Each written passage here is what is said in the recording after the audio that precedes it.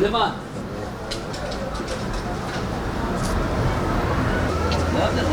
Ne diyor Razali ya? Recep İslam Erman'da Razali diyor.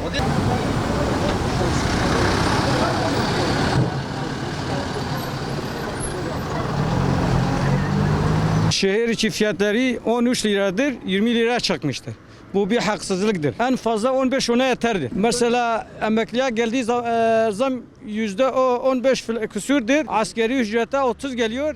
Diğer zamlara %40, %50 geliyor. Bu büyük bir haksızlıktır. Ya o zamı geri çeksinler yani. Vatandaşlar mağdur oluyor. Büyük bir haksızlık oluyor vatandaşlara. Şehir içi büyük bir zam vermişler. Çoktur. Millet garibandır. Millet garibandır. Millet binemiyor. Nasıl gidip gelecek?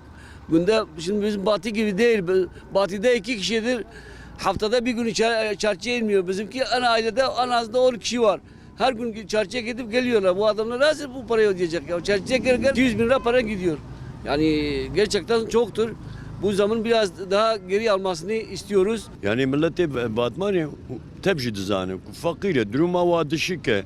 13 milyon ve hakkı dolmuş şehir içi 1,5 milyona. Ya sakin.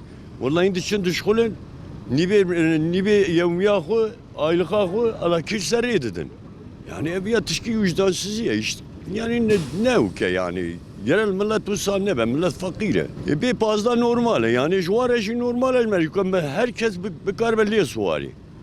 Hava de saat emine saat kimler fil hebya otopezi mi? Zamanı ko fazla bir yazan az 3 gün bamana.